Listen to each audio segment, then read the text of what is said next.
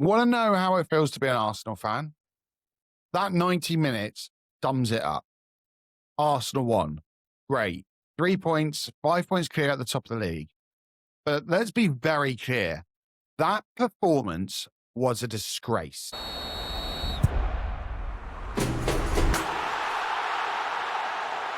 We just scraped past a Wolves side with 2 points all season at home. And we needed 2 own goals to do it. It's embarrassing. Call it a win, call it championship mentality if you want. I'm calling it luck. People were talking about an avalanche of goals today. Bottom of the table, 8 points adrift, Emirates crowd ready, and Arsenal responded with 45 minutes of nothingness. 0 shots on target in the first half, at home, against Wolves. I think in my prediction, I said like a 4-0 when I talked with Wackles. I then retracted that on my own preview, and I said maybe a 2 or 3-0. And there we are, a 2-1 victory, and we don't actually score any goals ourselves. And Wolves in that first half had the most dangerous event. Wang forces Raya into save, the only shot on target, and even then it felt like they were the ones asking questions. They were on. Ben White pulls up injured, chasing Wang. Muscle injury, off he goes. And that is a massive problem, by the way. They completely suck the life out of us. And the performances, shocking. Martinelli missed chance after chance. Gyökeres, 5 touches in an entire half. 5. Declan Rice was poor too. There's no way around it. There was no intensity, no urgency, no quality. And I'll be fair to Declan Rice that he did force a couple of saves out of Johnston, and eventually we scored. If you can even call it our goal. But it takes Saka winging in a corner, it hits the post, bounces off Johnston's head, and goes in. It's an own goal. And instead of kicking on, instead of killing the game, Arsenal do what we keep seeing again and again and again. We stop. We sit back. We invite pressure. Shock horror, we concede again. This is not the Serie A. This is not a team that should be soaking up pressure like that. I just talked to George on the Canon podcast on the instant reaction, and he said to me that we have not got the personnel to do it. We can't do it without that centre-back duo of Gabriel and Saliba. We haven't got the aerial presence in Nketiah, the aggression. I then made the point that our back line and the physicality, the height in the back line had diminished completely, especially when Ben White goes off and you're then bringing in Miles Lewis-Skelly. But Nunes crosses it. Arakadari flicks it in. 1-0 in stoppage time. It's the same movie. It's a different opponent. Sunderland, Villa, now Wolves. It's not a coincidence. It's a problem. It could be a pattern. And yes, we scored again in added time. Saka causes chaos. Mascara panics. Own goal. But I didn't even have relief. I had anger still when that last goal went in. And make no mistake, we tried our hardest to throw this away. Without Bukayo Saka, I wonder what would have happened in that game. Saka dragged this team over the line. He was the only player worth playing with intelligence, composure, and bravery. Only one willing to take responsibility. He created both goals. He should have had an assist in the first half when Timber missed. And then there's the other one where he puts a beautiful ball in, and Gyökeres is nowhere to be seen. This wasn't an Arsenal win. This is a Saka story. You don't call the Avengers. You don't ring the Ghostbusters. Arsenal, no. They asked for Bukayo Saka. And the stats don't even tell the full story. Goals and assists don't capture what Saka did for this team, because without him tonight, we don't win.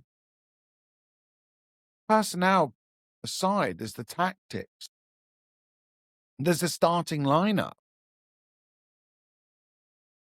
Starting Zubimendi, I just don't get it, and it didn't work. He has just played 90 minutes in Belgium.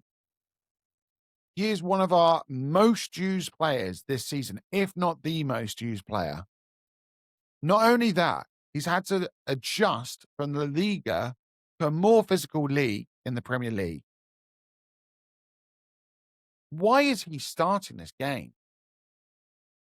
Prior to the game, my suggestion would be that Declan Rice plays as the 6 and you play 2 hybrid 8-10s in Eze on the left and Odegaard on the right. I even suggested, talking to Wackles, that maybe we play Waneri in there. But Zubimendi plays again. And his legs look tired. He looks like he's saving himself right now. And that selection isn't the only one. Ben White has made 4 starts since December the 3rd. 4 starts in 10 days. This is a player who hasn't been able to string a game for the past 12 months. And I just despair. Some of the selections I understand. I thought Hincapié was a really interesting idea. I thought, looking at the lineup originally when the names came out and I didn't know what positions they were going to play, I saw that there was Timber and Ben White and Hincapié, and I thought that Timber was going to go as a left back. And I thought that would be really interesting that we weren't playing Miles Lewis-Skelly and we were going to play Timber. When I saw his Hincapié, I did agree, and I thought to myself, okay, this makes sense because Miles will step into the midfield. Miles is then going to congest it if we're playing Zubimendi and Declan Rice, which we were. So I thought Hincapié would be a really interesting player. But then you're playing Hincapié with Martinelli, and I'm not too sure about that dynamic. I'm not too sure about that duo. And lo and behold, we get a Ben White injury anyway, so Hincapié has to come inside. Miles Lewis-Skelly goes on the left side, which I think was probably our only choice, unless you're happy with Timber going to left back or Norgard going to right back. I don't know how you do it. I guess it's the only option at that point.